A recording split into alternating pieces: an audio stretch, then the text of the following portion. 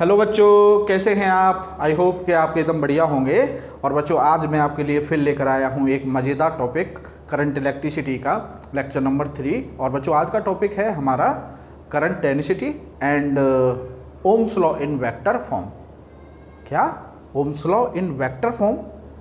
ये तो सर हम पहली बार सुन रहे हैं। हाँ बिल्कुल, आप पहली बार ही सुन रहे होंगे बच्चों, क्योंकि अभी तक आपने जो ओम्स लॉ पढ़ा है या सुना है वो है आपका, जो आपने सुन रखा है V=IR, वो सबको रटा हुआ है। तो वो भी ओम्स लॉ है, उसको भी हम पढ़ेंगे, उसको हम नेक्स्ट लेक्चर में पढ़ेंगे। वो दरअसल बच्चों ओम्स लॉ की स्केलर फॉर्म होती है, और आज हम उसी ओम्स लॉ की वेक्टर फॉर्म पढ़ेंगे। और आज का लेक्चर बच्चों बहुत बहुत मज़ेदार होगा।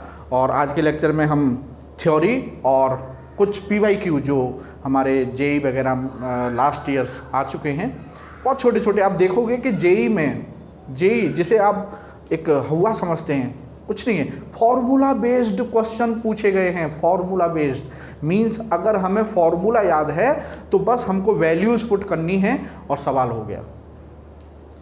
Really believe me. तो हम आज कुछ क्वेश्चंस, मतलब थ्योरी और क्वेश्चंस न्यूमेरिकल्स दोनों एक साथ लेकर चलेंगे, और बहुत मज़ेदार लेक्चर होने वाला है। तो बच्चों स्टार्ट करते हैं हम बिना टाइम बर्बाद किए हुए। तो सबसे पहली कॉन्सेप्ट है इस लेक्चर की करंट डेंसिटी। करंट डेंसिटी, ठीक है। तो ये करंट डेंसिटी क्या है? हालांकि इसका कोई बहुत ज़्यादा यूज तो नहीं है इस चैप्टर में, लेकिन अगर हमको vector form of Ohm's law समझनी है तो vector form of Ohm's law हम करंट डेंसिटी से ही समझ सकते हैं, क्योंकि ओम्स लॉ की जो वेक्टर फॉर्म है वो करंट डेंसिटी के ही टर्म्स में होती है, ठीक है। तो करंट डेंसिटी क्या चीज़ है बच्चों, आज ये कॉन्सेप्ट समझते हैं। तो सपोज कीजिए बच्चों कि ये एक कंडक्टर है, ठीक है, और इस कंडक्टर का ये आपका क्रॉस सेक्शन है, ठीक है, और इसमें करंट फ्लो कर रही है I, ठीक। अब साहब, तो करंट डेंसिटी, सबसे पहली बात तो ये है बच्चों कि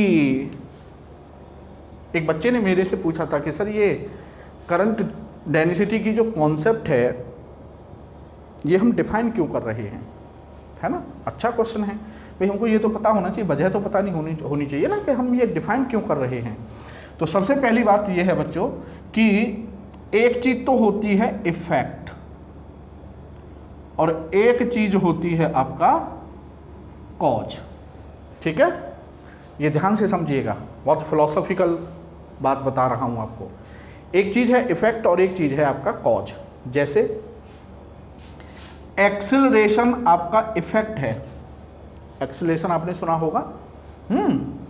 और एक्सेलरेशन किसकी वजह से होता है? जाहिर सी बात है, फोर्स की वजह से होता है ना। अगर किसी बॉडी पर फोर्स लगा होता है तभी तो बॉडी में एक्सेलरेशन प्रोड्यूस होगा। सो फोर्स एक कॉज हुआ, किसके लिए? एक्सेलरेशन के लिए। तो एक्सेलरेशन एक इफेक्ट हुआ, और उस इफेक्ट के लिए जो रेस्पॉन्सिबल है दैट इज कॉल्ड कॉज, ठीक है। तो फोर्स हमारा हो गया कॉज, सिंपली। अब बच्चों यहां पर है करंट, ठीक है।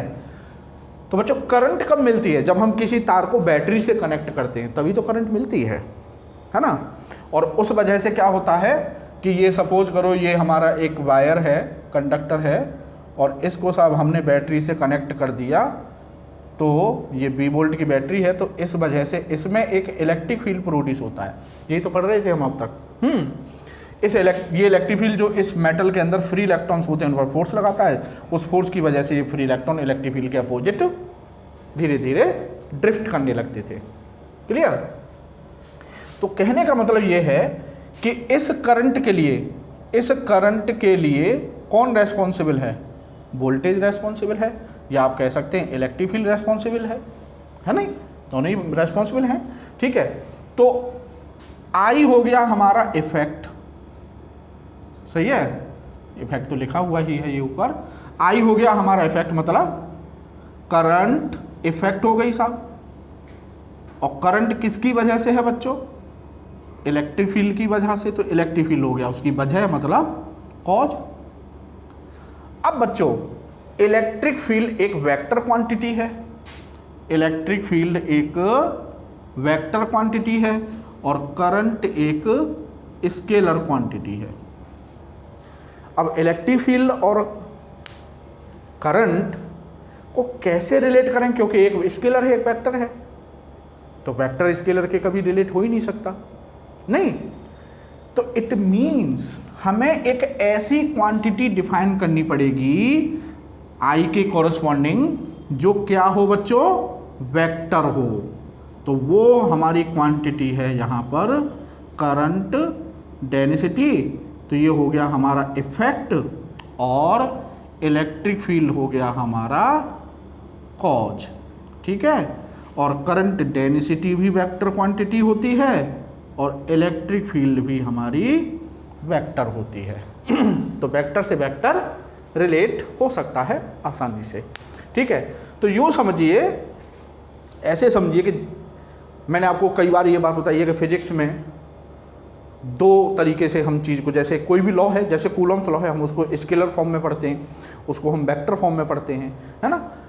वैसे ही ओम्स लॉ को हम स्केलर फॉर्म में भी लिख सकते हैं और वेक्टर फॉर्म में भी लिख सकते हैं। तो जाहिर सी बात है, वेक्टर फॉर्म में जब लिखेंगे तो वहाँ वेक्टर क्वांटिटी जाएंगी और जब स्केलर फॉर्म में लिखेंगे तो वहाँ स्केलर क्वांटिटी जाएंगी। तो V equal to I R, V equal to I R, V potential difference एक स्केलर है, I एक स्केलर है, रेजिस्टेंस एक स्केलर है। तो वहाँ V equal to I R में जितनी भी क्वांटिटीज़ हैं वो सब स्केलर हैं।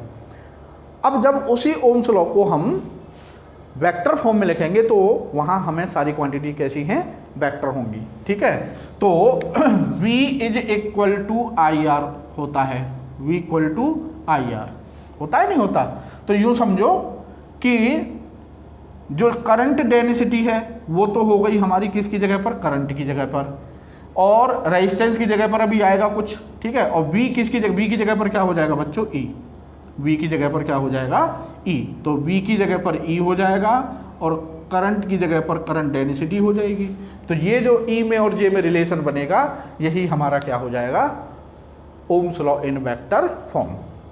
मीन्स मैंने आपको ये समझाने की कोशिश कर रहा हूँ कि करंट डेंसिटी हम डिफाइन क्यों कर रहे हैं। तो करंट डेंसिटी हम इसलिए डिफाइन कर रहे हैं कि अब तक हमने एक ही क्वांटिटी डिफाइन की है, करंट, और वो है स्केलर। तो अब हम करंट के कॉरस्पॉन्डिंग एक ऐसी क्वांटिटी डिफाइन कर रहे हैं जो इसकी नेचर कैसी है? वेक्टर है, ठीक है। दूसरी बात ये है बच्चों कि करंट डेंसिटी नोट करते जाएं आप, ठीक है। Current density is defined at A point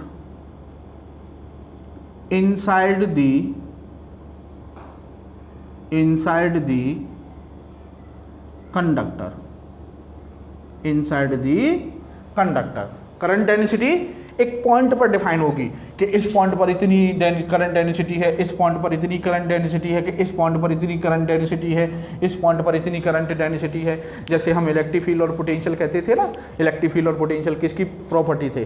point की प्रॉपर्टी थे कि भाई इस पॉइंट पर कितना फील्ड है, इस पॉइंट पर कितना फील्ड है। वैसे ही करंट डेंसिटी कंडक्टर के अंदर पॉइंट पर बताई जाएगी कि इस पॉइंट पर इतनी करंट डेंसिटी है, इस पॉइंट पर इतनी करंट डेंसिटी है, ठीक है। तो करंट डेंसिटी किस पर डिफाइन होगी बच्चों? एक पॉइंट पर डिफाइन होगी, ठीक है। अब साहब, अब करंट डेंसिटी को मैं डिफाइन करता हूं, तो यहां पर आप नोट करते जाएं। It is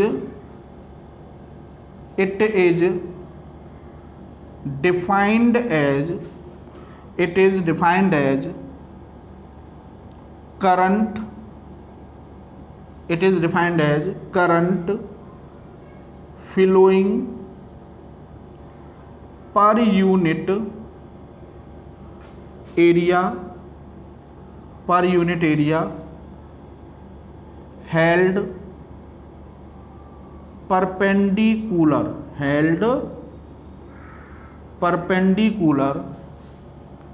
to the flow of current,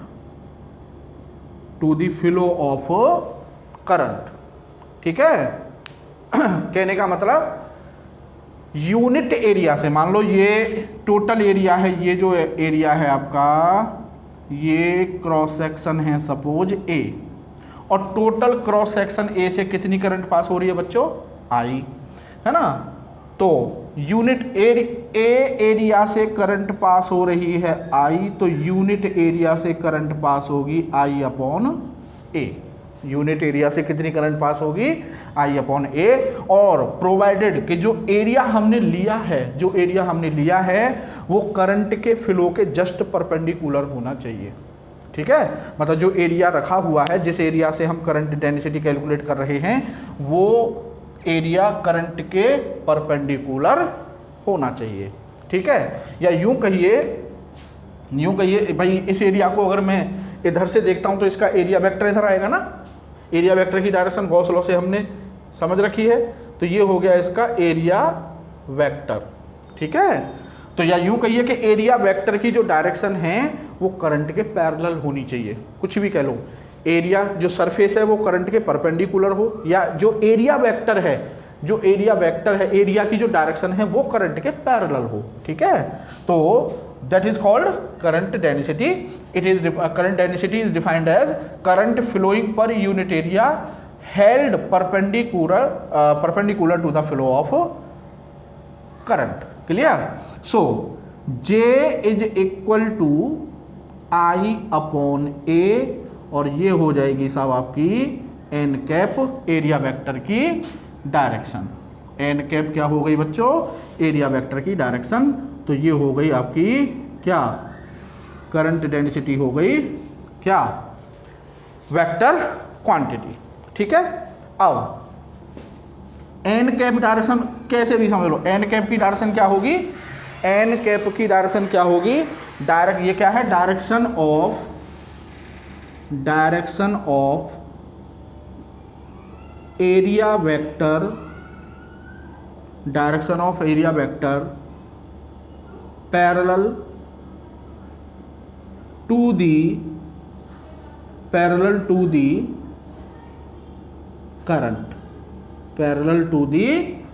current. ठीक है, जो एरिया वेक्टर की डायरेक्शन होगी वो करंट की फ्लो के, करंट की डायरेक्शन के क्या होगी, पैरेलल होगी। अब साहब, अब बच्चों यहाँ पर जैसे हमने पढ़ा था ना चार्ज डेंसिटी, याद होगा आपको, linear charge density, surface charge density, volume charge density, तो यहाँ पर करंट डेंसिटी है ना। तो जो चार्ज डेंसिटी होती थी वो आपकी यूनिफॉर्म भी हो सकती थी, नॉन यूनिफॉर्म भी हो सकती थी, याद करो, है ना। तो वैसे ही करंट डेंसिटी यूनिफॉर्म भी हो सकती है और नॉन यूनिफॉर्म भी हो सकती है। ठीक है, तो case first when current density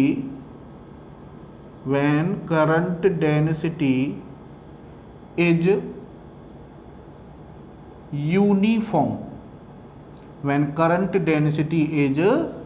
uniform, है ना। तो उस केस में तो आपका ये फॉर्मूला है ही, J is equal to I upon A, और ये आपका हो गया N कैप। ठीक है, तो ये simple formula J equal to I upon A ये कब यूज होता है, जब करंट डेंसिटी हमारी यूनिफॉर्म हो। ठीक है, अब साहब इसमें भी एक केस है बच्चों कि सपोज करो एरिया जो है, जिस एरिया से हम करंट डेंसिटी कैलकुलेट कर रहे हैं वो एरिया हमारा करंट के परपेंडिकुलर ना होके कुछ इस तरह से है। सही है, ये है हमारी करंट। ठीक है, और जो एरिया रखा हुआ है वो करंट से कुछ एंगल बना रहा है। ये एरिया कुछ ऐसे रखा हुआ है तो इसका एरिया वेक्टर ऐसे जाएगा, ये हो गया साहब एरिया वेक्टर। और ये करंट के फ्लो की डायरेक्शन से एंगल बना रहा है अब थीटा। ठीक है, कॉन्सेप्ट को जनरलाइज कर देते हैं अब कि कैसे भी हो, अब मतलब एरिया कैसे भी हो सकता है, किसी भी एंगल पर हो सकता है, एरिया वेक्टर करंट से कोई भी एंगल बना सकता है ना। तो हमें as per definition current flowing per unit area held perpendicular to the flow of current, है ना। कहने का मतलब हमें करंट की जो डायरेक्शन है, एरिया वेक्टर की जो डायरेक्शन है वो कौन सी, एन कैप कौन सी डायरेक्शन लेनी है, जो करंट के फ्लो के पैरेलल है। तो इस एरिया वेक्टर का कंपोनेंट करंट की डायरेक्शन में क्या हो जाएगा, ए कॉस थीटा, हाँ या ना। या यूं कहिए हमें कौन सा एरिया लेना होता है, वो सरफेस लेना होता है जो करंट के परपेंडिकुलर है, वो सरफेस लेना है, ठीक है। तो यहाँ पर J इज इक्वल टू हो जाएगा I upon A cos theta, ठीक है। अब बच्चों इसको हम ऐसे लिख सकते हैं, I is equal to J A cos theta, लिख सकते हैं, वेरी गुड। अब साहब where theta is the angle between area vector and current density, area vector and current density. और करंट डेंसिटी की डायरेक्शन क्या होती है बच्चों, जो करंट डेंसिटी की डायरेक्शन सिंपल है, आप कभी भूलोगे नहीं। Current density direction of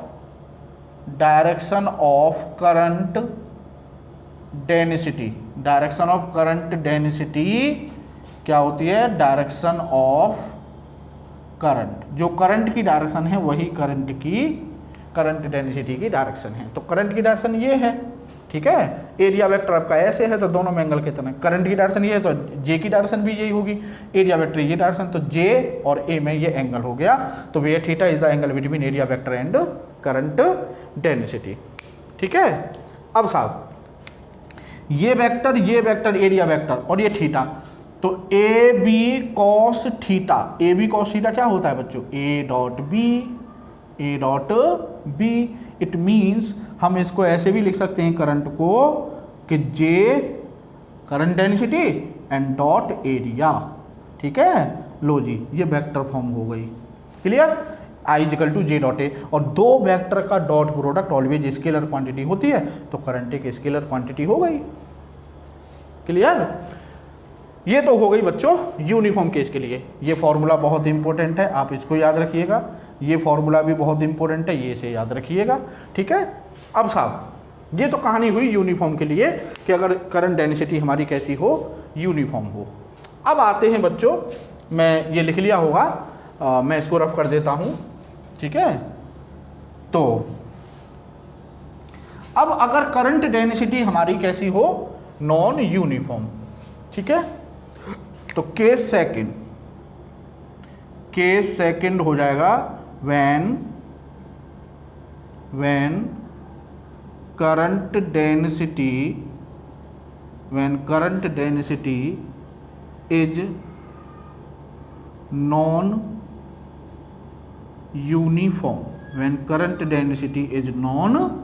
uniform, ठीक है।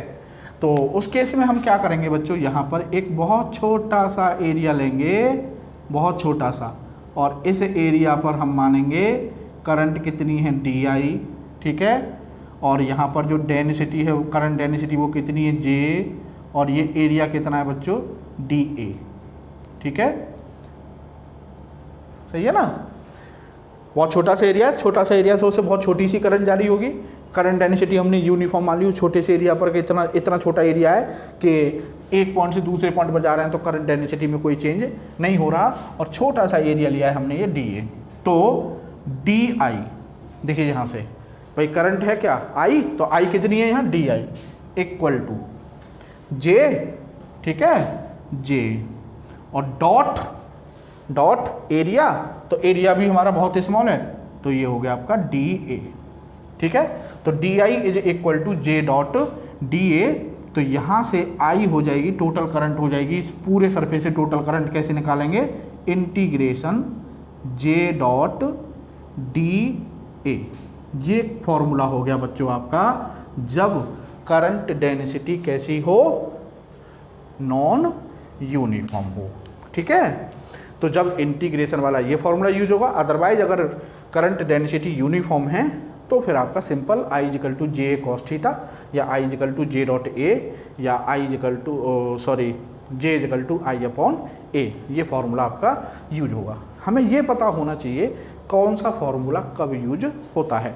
तो ये फॉर्मूला जो इंटीग्रेशन वाला है ये आपका नॉन यूनिफॉर्म के केस में यूज होगा, जब करंट डेंसिटी नॉन यूनिफॉर्म होगी। ठीक है बच्चों। अब साहब अब यहाँ से एक चीज़ और, अभी हम कुछ एक दो एग्जाम्पल लेंगे। तो ये आपने कर लिया होगा, मैं इसको रफ करता हूँ। ठीक है, ये आपने कर लिया होगा ना यूनिफॉर्म वाला। अब देखो यहाँ से एक चीज़ और निकालते हैं, बड़ी मज़ेदार चीज़ आएगी बच्चों, ध्यान से देखिएगा। कि सपोज करो कि ये एक नॉन यूनिफॉर्म क्रॉस सेक्शन का कंडक्टर है। ठीक है, यहाँ पर करंट I, इसका क्रॉस सेक्शन है A1, इसका क्रॉस सेक्शन है A2। ठीक है, करंट I, ठीक, यहाँ पर करंट डेंसिटी है J1, यहाँ पर करंट डेंसिटी है J2। मीन्स बात यह है कि इफ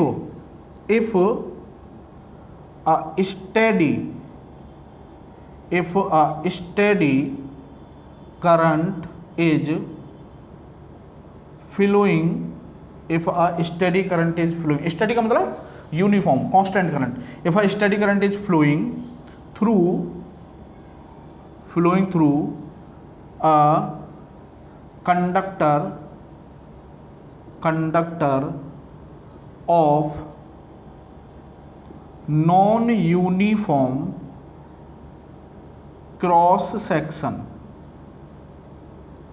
ठीक है, तो J इज इक्वल टू होता है बच्चों I अपॉन ए। ठीक है, this implies I is equal to हो जाएगा आपका J इंटू ए, है ना।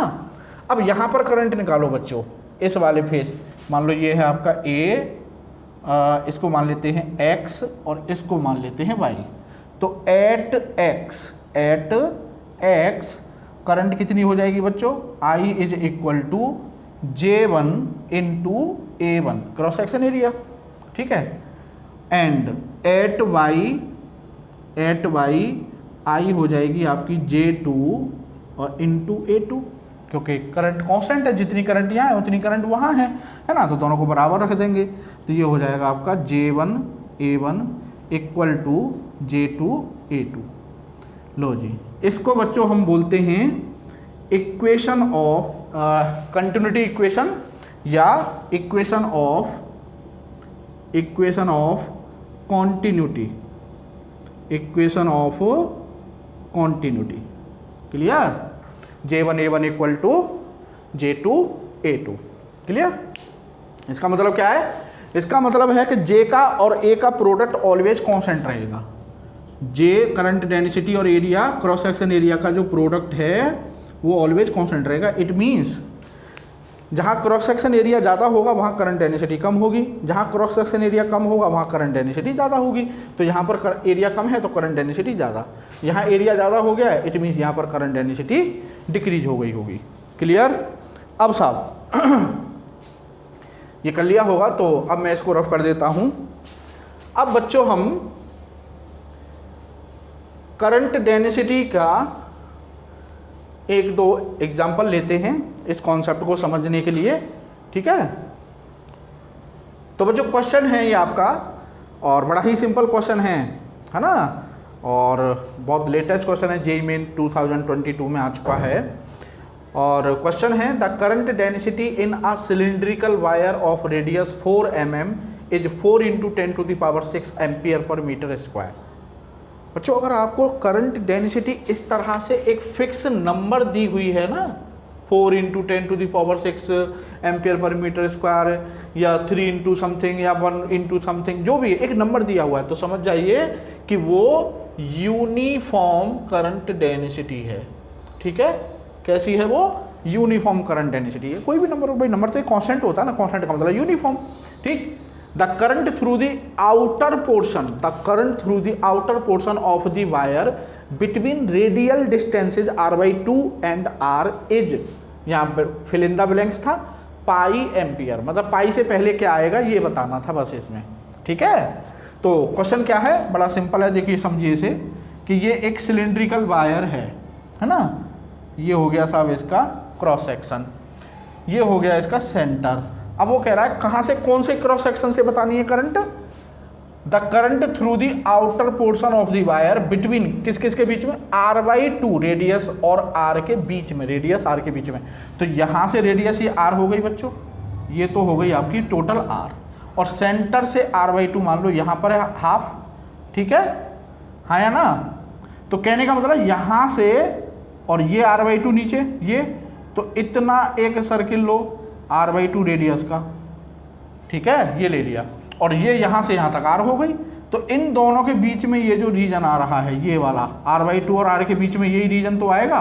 तो वो कह रहा है इस रीजन से कितनी करंट जाएगी ये बताइए। क्लियर, इसको ऐसे बनाऊं क्रॉस सेक्शन तो और आसान हो जाएगा। ये आपकी टोटल है r, यहाँ से सेंटर से r/2 ये लिया, r/2, ठीक है, r/2 रेडियस का एक सर्किल ड्रॉ करिए, ये हो गया साहब। तो r/2 और r, यहाँ पर r है ये टोटल, इन दोनों के बीच में जो क्रॉस सेक्शन आ रहा है, मतलब इस एरिया से कितनी करंट पास होगी ये बताना था। सही है। अब करंट डेंसिटी कैसी है बच्चों, यूनिफॉर्म। तो यूनिफॉर्म करंट डेंसिटी के लिए तो हमारे पास फॉर्मूला है simple, I is equal to होता है J इंटू ए, सिंपल, ये तो फॉर्मूला होता था, है ना। अब J अब आपको डायरेक्ट दे रखी है, तो क्रॉस सेक्शन एरिया, कितने क्रॉस सेक्शन एरिया से, इतने क्रॉस सेक्शन एरिया से, बस ये क्रॉस सेक्शन एरिया निकालना था हमें। तो कैसे निकालेंगे भाई, यहाँ से पूरे का एरिया निकालो, तो पूरा एरिया हो जाएगा πr², उसमें से इस वाले एरिया को निकाल दें हम, ये वाला जो एरिया है, तो ये पूरे में से ये वाला एरिया निकाल देंगे तो यही वाला एरिया तो आएगा।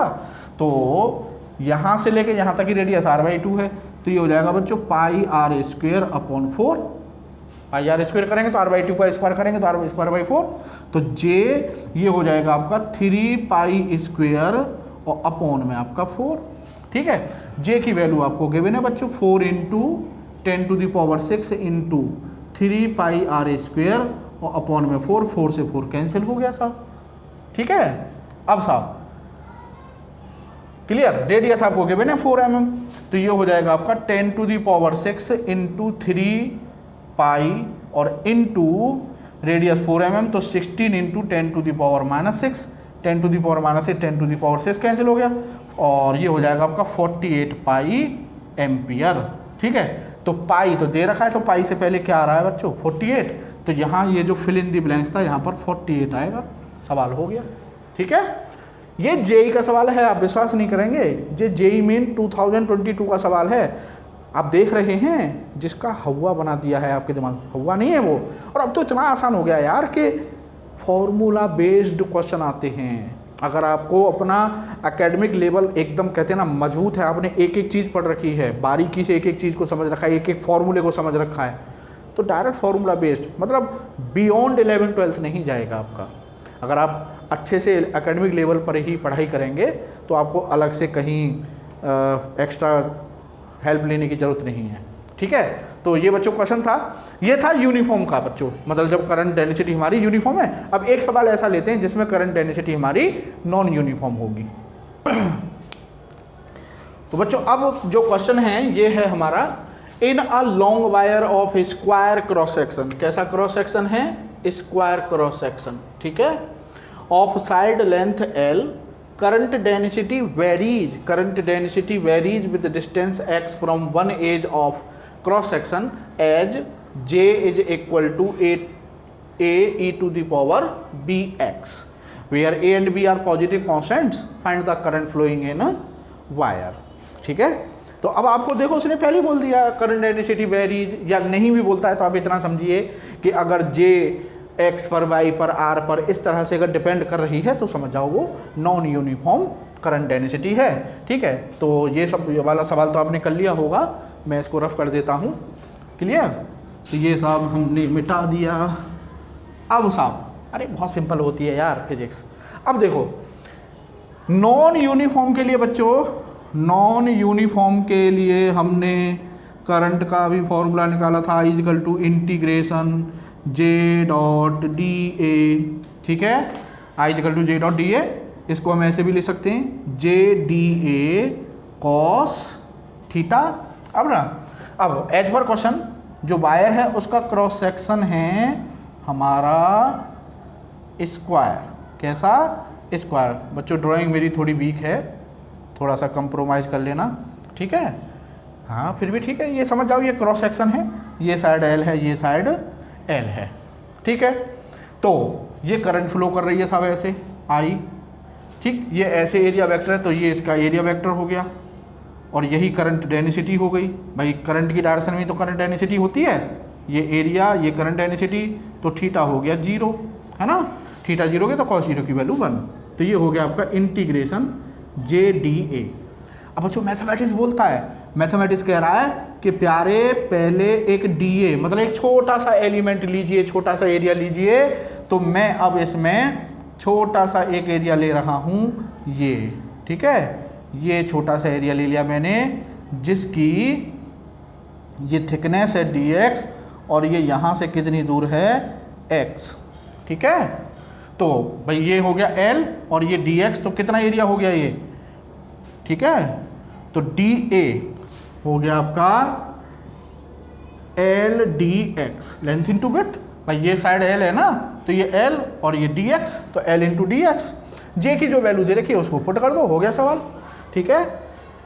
तो I is equal to integration j की वैल्यू रख देंगे तो a e to the power bx और इंटू l dx। तो a और l कांस्टेंट हैं, बाहर आ जाएंगे, तो al बाहर आ गया, integration e to the power bx और dx।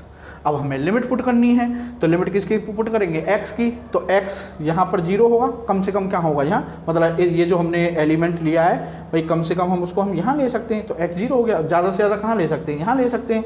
तो यहाँ से यहाँ कितना हो जाएगा l, भाई यहाँ से यहाँ x कितना हो जाएगा l, ये साइड l है ना, तो 0 टू l का मतलब इंटीग्रेशन जिसके रेस्पेक्ट में हो रहा है, जिस वेरिएबल के रेस्पेक्ट में हो रहा है, ये देखिए लोअर लिमिट का मतलब उस वेरिएबल की कम से कम वैल्यू, है ना।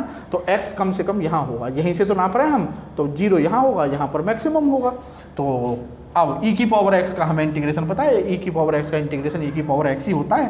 तो al और ये हो जाएगा आपका इंटीग्रेशन, ये फॉर्मूला है, integration e to the power ax dx होता है 1/a e to the power ax, ठीक है।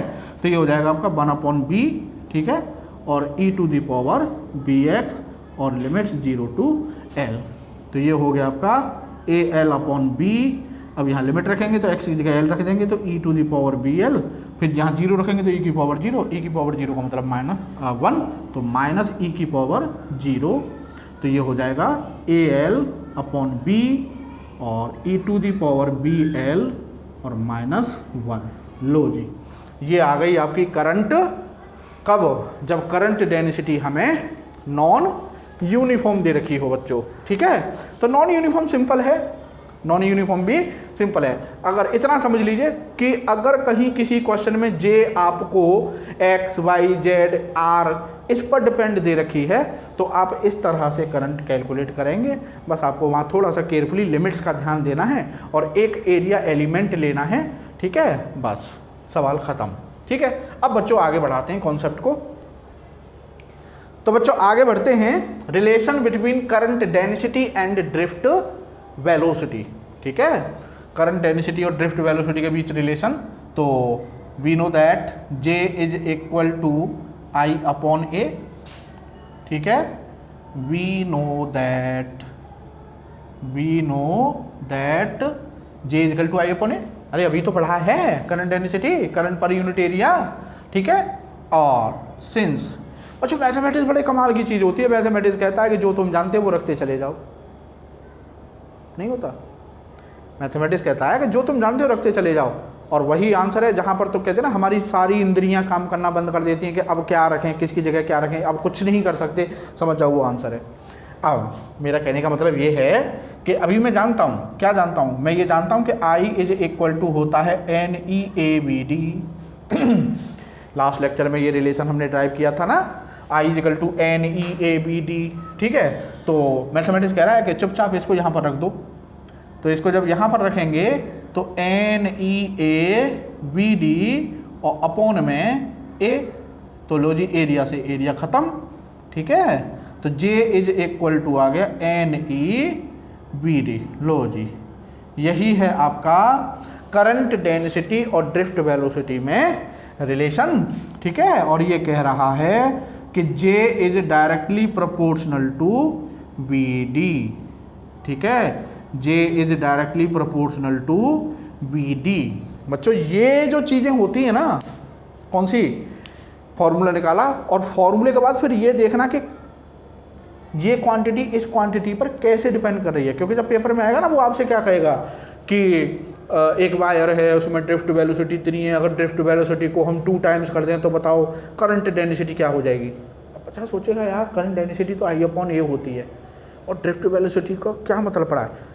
इस रिलेशन का मतलब समझिए, क्योंकि वो आपसे सवाल में डायरेक्ट लिंक पूछेगा करंट डेंसिटी का और ड्रिफ्ट वेलोसिटी का, वेरिएशन करेगा कि भाई ड्रिफ्ट वेलोसिटी को इतना कर दिया जाए तो बताओ करंट डेंसिटी क्या हो जाएगी, ड्रिफ्ट वेलोसिटी को हाफ कर दिया जाए तो बताओ करंट डेंसिटी पर क्या इफेक्ट पड़ेगा, सही है। तो J is directly proportional to v d. तो ये सिंपल कह रहा है कि अगर ड्रिफ्ट वेलोसिटी इंक्रीज होगी तो करंट डेंसिटी इंक्रीज होगी, सिंपल। ड्रिफ्ट वेलोसिटी डिक्रीज होगी तो करंट डेंसिटी भी डिक्रीज होगी, ठीक है बच्चों। अब साहब अब आते हैं बच्चों हम अपने मेन लेक्चर के मेन पॉइंट पर कि ohms law in vector form, ohms law in vector form, ये आज आपको नई बात पता चलेगी, ठीक है। ओम्स लॉ की 2 फॉर्म होती हैं, एक वेक्टर फॉर्म होती है और एक स्केलर फॉर्म। अगले लेक्चर में, नेक्स्ट लेक्चर में हम स्केलर फॉर्म स्टडी करेंगे। अब बच्चों आते हैं फिर से वही स्टार्ट करते हैं। We know that J is equal to I upon A, ठीक है। अब साहब मैथमेटिक्स कहता है कि जो तुम जानते हो उसे पुट करते चले जाओ। हम जानते हैं I इज इक्वल टू होता है n E A B d, तो ये तो हमने भी किया, वही रिपीट कर रहा हूँ मैं। तो ये हो जाएगा हमारा एन ई बी डी, ये आ जाएगा हमारा, ठीक है साहब। अब बच्चों फिर से हम जानते हैं बी डी सिंस, ठीक है, बी डी ये भी हमने लास्ट लेक्चर में आपने पढ़ा होगा, तो उसमें हमने रिलेशन निकाला था, relation between drift velocity and electric field. तो वो रिलेशन था E into capital E upon M और इंटू टॉ, याद आया कुछ। तो कहने का मतलब बी डी की जगह हम ये पुट कर सकते हैं, तो J इज इक्वल टू हो जाएगा एन ई और E into E upon M और इंटू टॉ, ठीक है। तो ये हो गया साहब हमारा J is equal to N E square upon M into E और टॉ, ठीक है। इसको हम ऐसे भी लिख सकते हैं। अब मैं ये आपने कर लिया होगा, तो relation between drift velocity and current density, इसको अब हम हटा देते हैं, ठीक है। अब साहब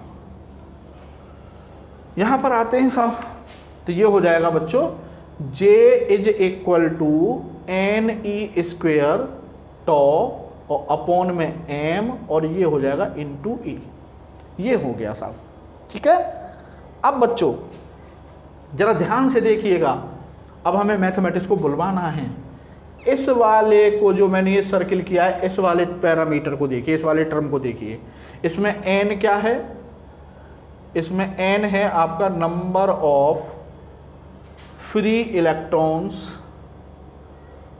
पर यूनिट वॉल्यूम, ठीक है, जिसको हम इलेक्ट्रॉन डेंसिटी वर्ड भी यूज करते हैं, ठीक है। अच्छा E क्या है, चार्ज ऑन इलेक्ट्रॉन, सही है साहब। M क्या है, मास ऑफ इलेक्ट्रॉन।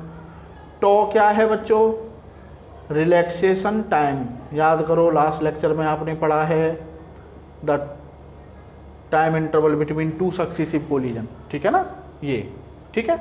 अब बच्चों ये डिपेंड करता है आपका टेम्परेचर पर, depend upon temperature relaxation time, ठीक है।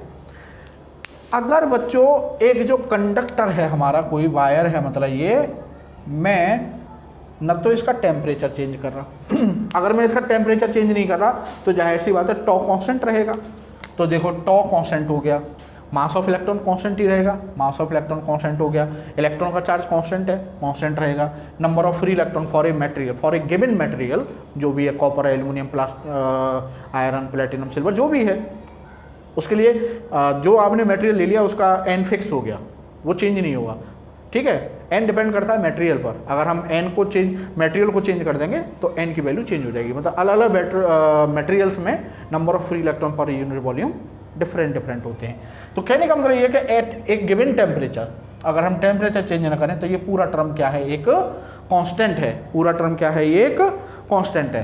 तो यहाँ पर अब हम लिखेंगे कि for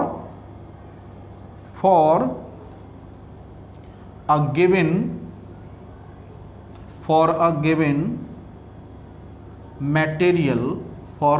material at a constant temperature, at a constant temperature, Ne square tau upon m is a constant, ठीक है, is a constant, ठीक। this constant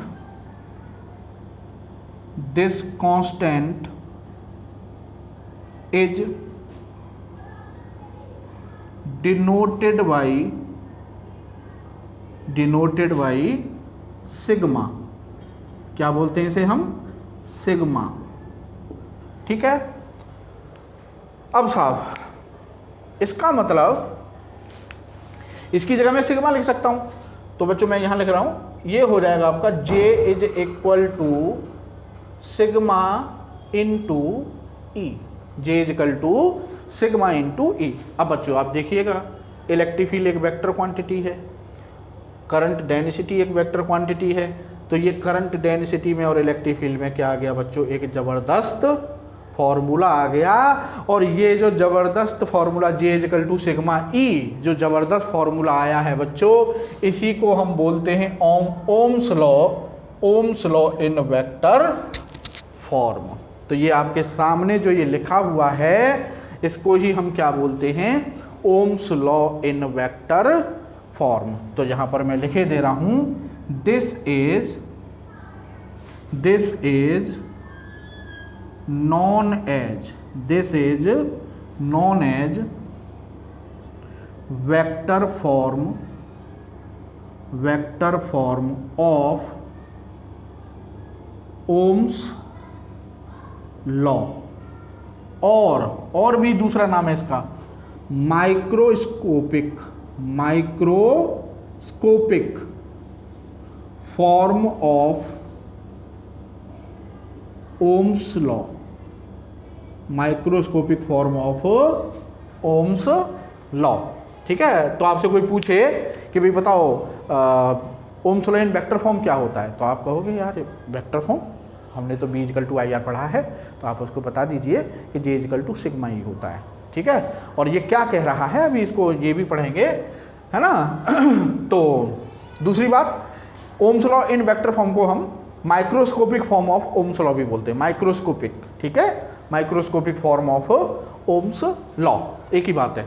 अब साहब ये कह क्या रहा है, ये देखते हैं ये लॉ कहना क्या चाह रहा है। तो मैं यहाँ देता हूँ अब आपको, ये आपने कर लिया होगा, करते रहिए आप।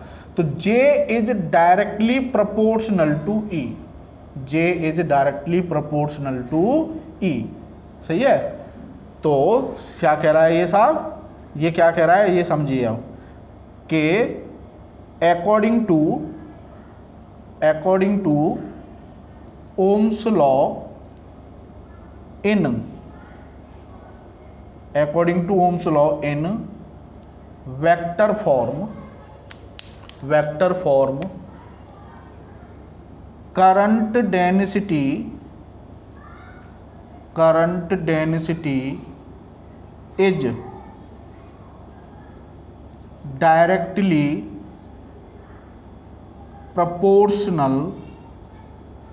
is directly proportional to the applied electric field. According to Ohm's law in vector form, current density is directly proportional to the applied field. Applied field मतलब जो बैटरी से जो बैटरी लगाई है, जो हमने वोल्टेज लगाया तो उसकी वजह से तार के अंदर इलेक्ट्रिक फील्ड है ना, तो वो जो तार के अंदर इलेक्ट्रिक फील्ड है बैटरी की वजह से, दैट इज अप्लाइड फील्ड. ठीक है, तो J is directly proportional to E. Clear? अब साहब इसका मतलब एक और चीज देखो यहाँ से, दूसरी चीज ये है बच्चों कि J और E, J is equal to sigma E है ना, J is equal to sigma E. अगर vector A is equal to vector small m into vector भी होता है, ये स्केलर है कोई, तो इसका मतलब क्या है, A और B की डायरेक्शन सेम है. इसका मतलब J की डायरेक्शन वही होगी जो इलेक्ट्रिक फील्ड की डायरेक्शन है. लो एक और तरीका मिल गया आपको J की डायरेक्शन पता करने का, कैसे भी पता कर लो. मतलब वायर में जिस डायरेक्शन में इलेक्ट्रिक फील्ड है उसी डायरेक्शन में करंट डेंसिटी की डायरेक्शन होगी. तो J is always parallel to the electric field. लो जी, एक पॉइंट ये आ गया साहब आपका. अगर आपको कभी भी और कन्फ्यूजन दिक्कत हो कि how to find direction of current density, तो ये पता कर लो कि वायर के अंदर इलेक्ट्रिक फील्ड, वो आराम से पता चल जाएगा. भाई ये मान लो वायर है तो पॉजिटिव और नेगेटिव एंड होते हैं बैटरी के, तो पॉजिटिव से नेगेटिव के एंड की तरफ इलेक्ट्रिक फील्ड की डायरेक्शन होती है, तो जो डायरेक्शन इलेक्ट्रिक फील्ड की है वही डायरेक्शन करंट डेंसिटी की है. ठीक है, तो ये था बच्चों आपका ohms law in vector form. अभी खत्म नहीं हुआ है, अभी तो इसमें बहुत डीप बातें आएंगी. अभी तो मैंने आपको ये मोटा मोटा समझा दिया है ना, कि J equal to sigma E होता है. सिग्मा, अभी तो सिग्मा को मैंने नाम भी नहीं दिया है कि सिग्मा को क्या नाम देंगे. अभी तो सिग्मा मैंने एक कांस्टेंट है, बस इतना बता दिया है कि सिग्मा इज ए कांस्टेंट. ठीक है, तो अब आते हैं बच्चों सिग्मा की खोज पर कि ये सिग्मा क्या है. तो आपने ये कर लिया होगा, मैं इसको मिटा देता हूँ. ठीक है, अब आते हैं सिग्मा की खोज पर कि ये सिग्मा क्या वाला है, ये सिग्मा क्या वाला है, ये जो है ना. तो बच्चों देखिए सिग्मा क्या है, अब इसे समझते हैं. तो देखिए J equal to sigma E है ना, तो यहाँ से अगर हम देखें तो सिग्मा इज इक्वल टू है हमारा J अपॉन E. सिग्मा क्या है, J अपॉन E, और ये प्रोपोर्शनलिटी कॉन्स्टेंट है बच्चों, मतलब ये तो कांस्टेंट ही रहेगा. तो अगर कोई ये कहे कि sigma is directly proportional to J, गलत है ना. कोई कहे sigma is inversely proportional to E, तो गलत है. क्यों गलत है? क्योंकि J में और E में डायरेक्टली प्रोपोर्शनल रिलेशन है. अगर आप J को 2 टाइम्स कर दोगे तो इलेक्ट्रिक फील्ड भी 2 टाइम्स हो जाएगा. समझ रहे हैं? J को 2 टाइम्स कर दोगे तो इलेक्ट्रिक फील्ड भी 2 टाइम्स हो जाएगा. तो ऊपर 2 नीचे भी 2, तो सिग्मा तो वही रहेगी ना. तो यहाँ पर एक और चीज़ लिख लेते हैं कि सिग्मा, या चलो पहले सिग्मा क्या है ये पता करते हैं, है ना. सिग्मा है क्या, ये इसको नाम क्या देते हैं. तो देखिए बच्चों, इसका क्या मतलब है J अपॉन E का. इसका मतलब ये है कि सपोज करो ये एक वायर है, ठीक है, इस पर मैंने 1 न्यूटन पर कूलम का इलेक्ट्रिक फील्ड लगाया और इसमें मुझे करंट डेंसिटी मिली ये भर के, है ना, मतलब पूरा क्रॉस सेक्शन भरा हुआ है करंट से, या यूँ कहिए चार्ज पार्टिकल से. दूसरा कंडक्टर ये है, उतना ही क्रॉस सेक्शन है उसका भी, है ना, बराबर क्रॉस सेक्शन लिया मैंने, इलेक्ट्रिक फील्ड भी उतना ही लगाया मैंने 1 न्यूटन पर कूलम, लेकिन एक करंट यहाँ आए, एक करंट यहाँ आए, एक करंट यहाँ आए, मतलब दूर दूर करंट है, मतलब करंट डेंसिटी कम है. ठीक है, तो इसको हम कह रहे हैं, इसको हम देखो कैसे कहें कि हमने कंडक्टर पर E इलेक्ट्रिक फील्ड लगाया तो हमें डेंसिटी मिली J. E इलेक्ट्रिक फील्ड लगाने पर, तो 1 न्यूटन पर कूलम इलेक्ट्रिक फील्ड लगाने पर कितनी करंट डेंसिटी मिलेगी, J अपॉन E. नहीं, अब J अपॉन E क्या है बच्चों, सिग्मा, और J अपॉन E क्या है, 1 न्यूटन पर कूलम पर जितनी हमें करंट डेंसिटी मिल रही है. अब यहाँ देखिए 2 कंडक्टर हैं, इस कंडक्टर पर भी उतना ही फील्ड लगाया 1 न्यूटन पर कूलम, और इस पर भी उतना ही फील्ड लगाया 1 न्यूटन पर कूलम. इसमें साहब पूरा क्रॉस सेक्शन भरा हुआ है ना, करंट से, और इसमें कोई करंट यहाँ है, कोई करंट यहाँ है, कोई करंट, मतलब दूर दूर है, मतलब डेंसिटी कम है। इसका मतलब करंट या चार्ज कुछ भी कह लो, मतलब ये करंट है, कोई चार्ज ही तो जा रहा होगा, ये कोई करंट है तो इसके कॉरस्पॉन्डिंग कोई चार्ज ही तो फ्लो कर रहा है ना। तो कहने का मतलब ये है कि इस वाले कंडक्टर में ठूस ठूस के करंट भरी हुई है, ठूस ठूस के, कूट कूट के करंट भरी हुई है क्रॉस सेक्शन में, और इसमें दूर दूर हैं। तो इसका मतलब क्या है, जिसमें ज़्यादा करंट है मतलब ज़्यादा करंट का मतलब क्या है, वो ज़्यादा करंट फ्लो करा रहा है, और इसमें कम करंट फ्लो करा रहा है। क्लियर सी बात है। इसका मतलब ये अच्छा कंडक्टर है, ये अच्छा कंडक्टर है, ज़्यादा करंट मतलब अच्छा कंडक्टर, और ये बैड कंडक्टर है, कम करंट फ्लो करा रहा है उतनी मैग्नेटिक इलेक्ट्रिक फील्ड पर। तो सिंपल सी बात है, अगर हम किसी कंडक्टर के लिए J/E निकालते हैं, J/E नंबर जो आएगा वो अगर ज़्यादा आता है तो वो वाला सीन हो गया, J/E अगर कम नंबर आता है तो ये वाला सीन हो गया, यूनिट इलेक्ट्रिक फील्ड पर डेंसिटी, यूनिट इलेक्ट्रिक फील्ड पर करंट डेंसिटी। तो जिसमें ये वाला सीन आ रहा है, मतलब ज़्यादा करंट डेंसिटी आ रही है यूनिट इलेक्ट्रिक फील्ड पे, तो हम क्या कहेंगे, वो ज़्यादा करंट फ्लो करा रहा है, मतलब अच्छा कंडक्टर है। जिसमें ये वाला सीन आ रहा है, मतलब करंट डेंसिटी कम आ रही है यूनिट इलेक्ट्रिक फील्ड पे, तो हम क्या कहेंगे, ये कम करंट फ्लो करा रहा है, मतलब बैड कंडक्टर है। तो सिंपल सी बात है, J/E का जो रेशियो है वो हमें ये अंदाज़ा दे रहा है कि वो कंडक्टर, वो जो मटेरियल है वो अच्छा कंडक्टर है या बैड कंडक्टर है। इट मीन्स J/E का जो रेशियो सिग्मा है, इस सिग्मा को बच्चों हम कहते हैं,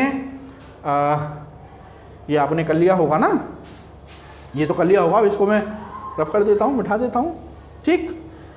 तो J/E का जो रेशियो है बच्चों, इसको हम बोलते हैं सिग्मा इज कॉल्ड कंडक्टिविटी। क्या बोलते हैं इसे हम, कंडक्टिविटी। कंडक्टिविटी मतलब conduct plus ability, conduct plus ability मतलब कंडक्ट करने की एबिलिटी। तो मोर द सिग्मा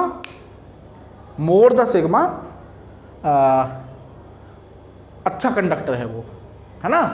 और अगर सिग्मा की वैल्यू कम है मतलब वो ज़्यादा अच्छा कंडक्टर नहीं है। कंडक्ट करने की एबिलिटी बताती है सिग्मा। तो सिग्मा जितना अच्छा ज़्यादा है मतलब उसमें कंडक्ट कराने की एबिलिटी उतनी ही ज़्यादा है। सिग्मा कम है तो कंडक्ट कराने की एबिलिटी कम है साहब, ठीक है। तो the constant sigma is called conductivity. Clear. अब साहब इसको मैं रफ कर देता हूँ, ये तो अब हो गया होगा ना। अब यूनिट ऑफ सिग्मा, तो कंडक्टिविटी समझ में आ गई ना। कंडक्टिविटी नाम में ही मतलब छिपा है, कंडक्टिविटी कंडक्ट कराने की एबिलिटी, ठीक है।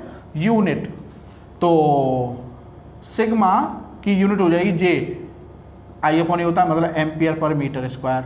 इलेक्ट्रिक फील्ड की यूनिट हो गई साहब आपकी वोल्ट पर मीटर, ठीक है।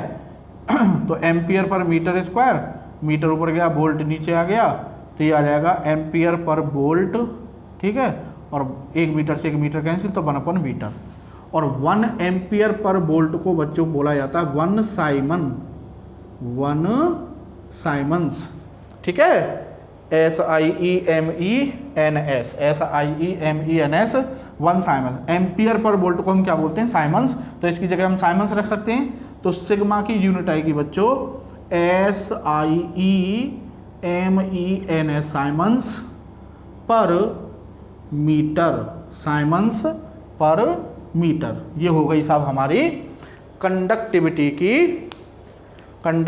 की यूनिट। क्लियर। तो अब साहब इसे बिठा देता हूँ, ये भी कर लिया होगा आपने, नहीं किया हो तो आप स्क्रीनशॉट ले लीजिए। तो अब मैंने इस पर लगाया आपका पोंछा, ठीक है। अब देखिए साहब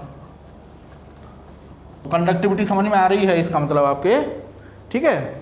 अब यहाँ से देखिए, ये मैंने सिग्मा किसकी जगह माना था बच्चों, ये सिग्मा मैंने माना था NE² टॉ अपॉन m की जगह पर, यही तो था सिग्मा मेरा, ठीक है। ये था सिग्मा। अब जरा ध्यान से देखिएगा, m एक कांस्टेंट है, E एक कांस्टेंट है ना। और टॉ रिलैक्सेशन टाइम वो टेम्परेचर पर डिपेंड करता है इसका और एन मटेरियल पर डिपेंड करता है। ये जो एन है number of free electron depends upon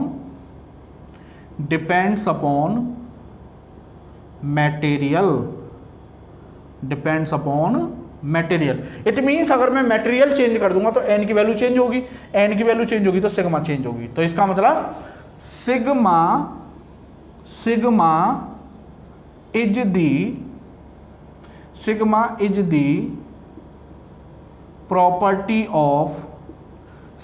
the property of material and not of body. Sigma केवल किसकी प्रॉपर्टी होती है बच्चों? मटेरियल की प्रॉपर्टी होती है। मींस एक ही मटेरियल के, मान लो एक ये वायर है कॉपर का, ठीक है, एक ये बॉडी है किसकी? कॉपर की, क्यूबिकल, ठीक है, एक ये स्फीयर है बच्चों किसका? कॉपर का, ये भी कॉपर का, ये भी कॉपर का, ये भी कॉपर का। बॉडी अलग अलग हैं, एक सिलेंडर है, एक क्यूब है, एक आपका स्फीयर है, बॉडी अलग अलग हैं लेकिन मटेरियल तीनों का एक ही है। तो इसकी भी कंडक्टिविटी सिग्मा होगी, इसकी भी सिग्मा होगी और इसकी भी सिग्मा होगी। कहने का मतलब सिग्मा केवल मटेरियल पर डिपेंड करती है, बॉडी क्या है कैसी है इट डजंट मैटर, ठीक है। उसके बाद बच्चों इसको हम अब मिटा देते हैं, ठीक है। फील आनी चाहिए बच्चों, फील के मतलब सिग्मा को, इस कांस्टेंट को हम कंडक्टिविटी कह क्यों रहे हैं। जिस दिन ये फील ले ली आपने, समझ लो फिजिक्स बल्ले बल्ले है आपकी, हैं। अब देखिए साहब, ये हो गया, मटेरियल पर डिपेंड करती है, बॉडी पर नहीं करती, केवल मटेरियल की प्रॉपर्टी है। मतलब जितने भी दुनिया के different material, copper, aluminium, iron, platinum, silver, सब के लिए सिग्मा अलग अलग होगी, मटेरियल की प्रॉपर्टी है, ठीक है। उसके बाद tau depends on temperature relaxation time. Relaxation time temperature पर डिपेंड करता है ना। तो यहाँ पे लिखेंगे कि सिंस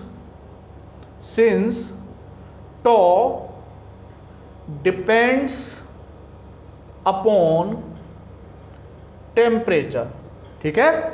टॉ टेम्परेचर पर डिपेंड कर रहा है, मतलब टेम्परेचर अगर मटेरियल बॉडी का अगर हम टेम्परेचर चेंज करेंगे तो जाहिर सी बात है टॉ चेंज होगा, और टॉ चेंज होगा तो सिग्मा चेंज होगी। तो इसको हम ये भी तो कह सकते हैं कि सिग्मा डिपेंड्स अपॉन टेम्परेचर। अगर हम बॉडी का, मटेरियल का टेम्परेचर चेंज करेंगे तो उसकी कंडक्टिविटी भी चेंज हो जाएगी। Since tau depends upon temperature so sigma means conductivity, so sigma also depends upon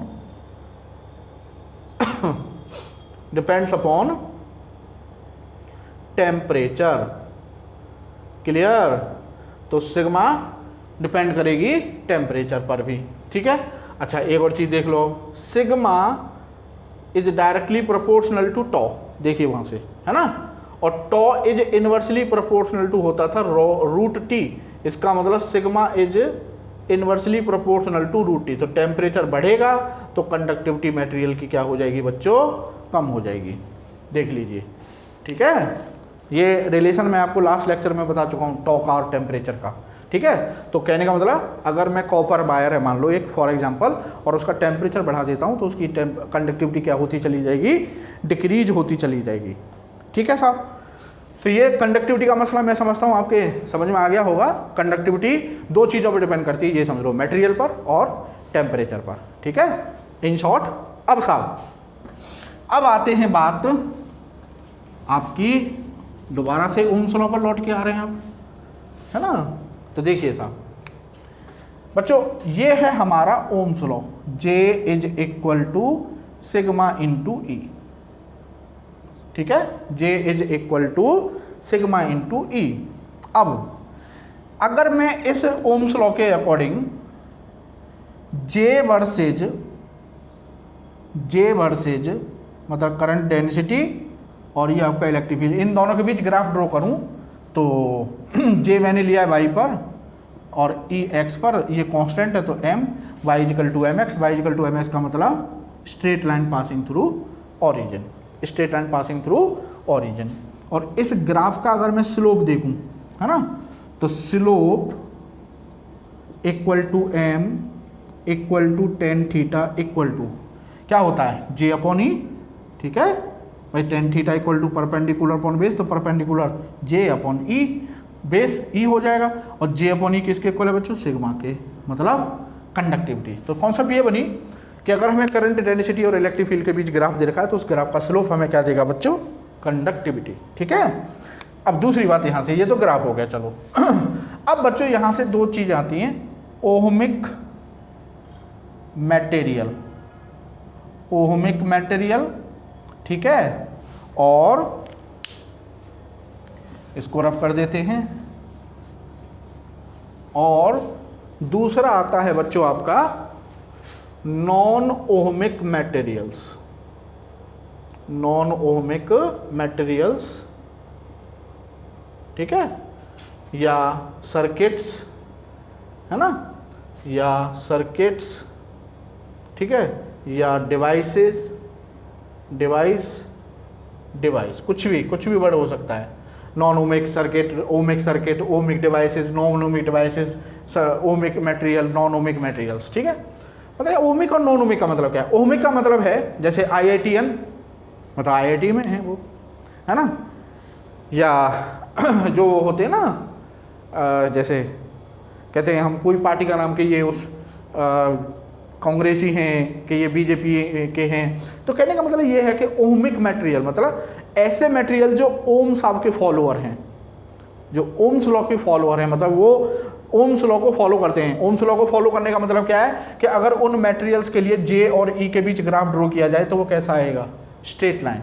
ठीक है, तो ओमिक मटेरियल का मतलब है ऐसे मटेरियल जिनके लिए जे वर्सेज ई ग्राफ कैसा आएगा बच्चों, स्ट्रेट लाइन आएगा, हाँ या ना। ठीक है, तो क्लियर, तो ओमिक मटेरियल्स या ओमिक सर्किट या ओमिक डिवाइसेस, मीनिंग क्लियर है, ऐसी डिवाइस, ऐसे मटेरियल, ऐसे सर्किट जिनके लिए जे वर्सेज ई ग्राफ क्या आएगा, एक क्या आएगा, स्ट्रेट लाइन आता है, एक लीनियर ग्राफ आता है, तो समझ जाओ वो ओमिक मटेरियल है, मतलब वो ओम्स लॉ को फॉलो कर रहा है। अब अगर जे वर्सेज ई ग्राफ, जे वर्सेज ई ग्राफ आपका कोई कर्व है, कुछ भी, ये मैंने एग्जांपल ले लिया है, कर्व होना चाहिए, मतलब कैसा भी हो सकता है, वो कर्व है, मतलब वो ओम लॉ को फॉलो नहीं कर रहा है। ओम तो कह रहे हैं कि भाई स्ट्रेट होना चाहिए, वो कह रहा है हम नहीं हो रहे, हम तो कर्व होंगे, इसका मतलब वो ओम्स लॉ को फॉलो नहीं कर रहा है। तो ऐसे डिवाइसेज को हम बच्चों बोलते हैं नॉन ओमिक डिवाइसेज या नॉन ओमिक मटेरियल्स। ठीक है बच्चों, तो ओमिक मटेरियल और नॉन ओमिक मटेरियल क्लियर है। ओमिक मटेरियल मतलब जे वर्सेज जी ग्राफ स्ट्रेट लाइन होगा, और नॉन ओमिक मतलब जे वर्सेज जी ग्राफ एक कर्व होगा। अब बच्चों आगे बढ़ते हैं, और आगे की कहानी ये है कि रेसिस्टिविटी, हालांकि ये दोबारा लौट के आएगा, लेकिन फिर भी मैं, क्योंकि यहाँ पर एक लिंक बनता है तो वो लिंक यहीं पर क्लियर हो जाएगा तो सही रहेगा। तो रेसिस्टिविटी क्या है बच्चों, the reciprocal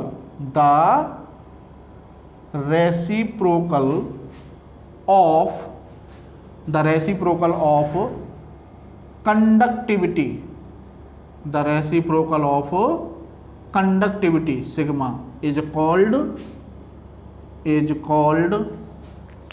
resistivity, is called resistivity।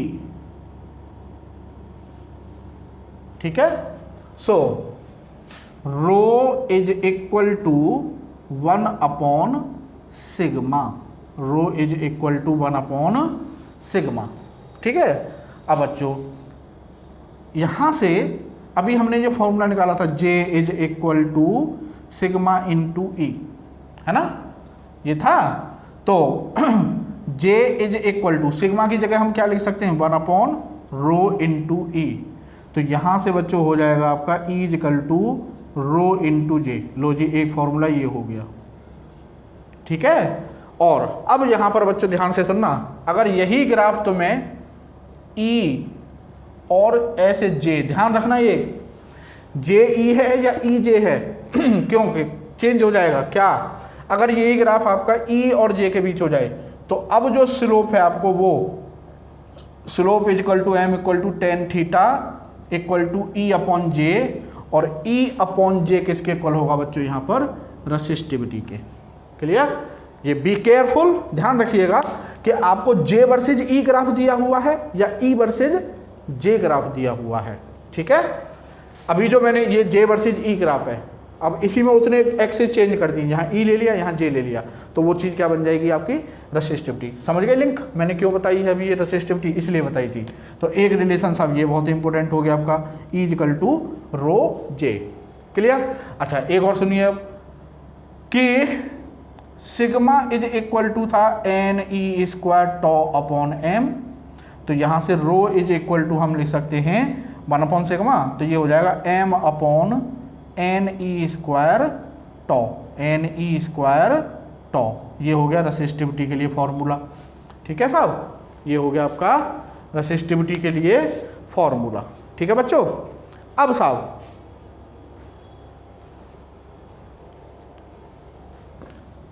साहब मोबिलिटी ऑफ इलेक्ट्रॉन्स क्या है? मोबिलिटी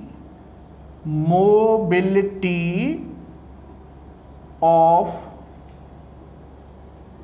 इलेक्ट्रॉन्स, इसको बच्चों हम म्यू ई से डिनोट करते हैं। मोबिलिटी ऑफ इलेक्ट्रॉन क्या है, इसको जल्दी जल्दी फटाफट समझ लेते हैं। ये इलेक्ट्रिक फील्ड है साहब, ठीक है, और इस इलेक्ट्रिक फील्ड में ये इलेक्ट्रॉन रखा हुआ है, तो इस इलेक्ट्रॉन पर ये फोर्स लगेगा, उसकी वजह से ये इलेक्ट्रिक फील्ड वी स्पीड से क्या करता है, इसमें ड्रिफ्ट करता है।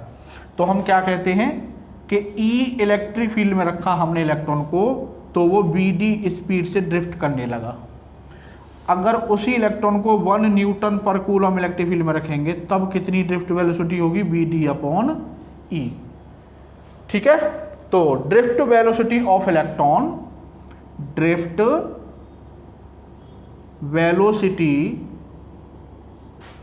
Of electron per unit electric field, per unit electric field is called, per unit electric field is called mobility, move होने की एबिलिटी ऑफ इलेक्ट्रॉन्स। ठीक है, so mu E is equal to v d upon E, mu E is equal to v d upon E. Clear? अब इसकी unit की अगर हम बात करें तो फटाफट इसकी यूनिट लिख लेते हैं। स्पीड की मीटर पर सेकेंड, इलेक्ट्रिक फील्ड की वोल्ट पर मीटर। ठीक है, तो मीटर पर सेकेंड और मीटर वोल्ट, तो ये हो जाएगी मीटर स्क्वायर पर वोल्ट सेकेंड। ये हो गई मोबिलिटी की यूनिट। तो मोबिलिटी सिंपल है बच्चों, मोबिलिटी मूव होने की एबिलिटी, मतलब ये आप मोबिलिटी ज़्यादा है तो मतलब वो पार्टिकल अच्छे से मूव होगा, आसानी से मूव होगा। ठीक है, मूव होने की एबिलिटी ज़्यादा है उसमें, और अगर कम है तो कम। ठीक है, अब बच्चों मैं आपको चलते चलते एक ऐसा फॉर्मूला दिया जा रहा हूँ जिस फॉर्मूले पर आपको थोक के भाव में क्वेश्चंस मिलेंगे कॉम्पिटिटिव वगैरह लेवल पर, है ना, और बोर्ड में भी। ठीक है, और वो क्वेश्चन एक ही फॉर्मूला है, ज़रा ध्यान से देखिएगा। ये फॉर्मूला राउंड एंड राउंड घूम रहा है, I is equal to N E A B D. ठीक है, तो यहाँ से हम बी डी लिख सकते हैं आई अपॉन एन ई ए लिख सकते हैं। अब साहब वही मैथमेटिक्स वाला रूल, अब बी डी आई की जगह हम क्या लिख सकते हैं बच्चों, आई की जगह लिख सकते हैं हम जे ए, करंट डेंसिटी इनटू एरिया। तो बी डी हो जाएगा आपका क्या, जे ए अपॉन एन ई ए से ए कैंसिल हो जाएगा, तो जे अपॉन एन ई। अब जे इज इक्वल टू अभी हमने पढ़ा था सिग्मा ई, तो यहाँ सिग्मा ई लिख सकते हैं, तो v d is equal to हो जाएगा बच्चों sigma E upon N e. ठीक है, अब सिग्मा इज इक्वल टू पढ़ा था हमने अभी 1 अपॉन रो, तो कहने का मतलब v d is equal to ये भी लिख सकते हैं ई अपॉन रो एन ई। ठीक है साहब, और बच्चों E इज इक्वल टू होता है हमारा V अपॉन एल, तो यहाँ E की जगह V अपॉन एल रख देंगे, E की जगह V अपॉन एल रख देंगे, तो ये हो जाएगा हमारा v d is equal to V upon rho l n e. ठीक है साहब, ये हो गया साहब। अब साहब सब बी डी के इक्वल हैं ये, तो इसको हम एक उसमें ये लिख सकते हैं v d is equal to I upon N E A equal to J upon N e, ठीक है, equal to sigma E upon N e, ठीक है साहब, इक्वल टू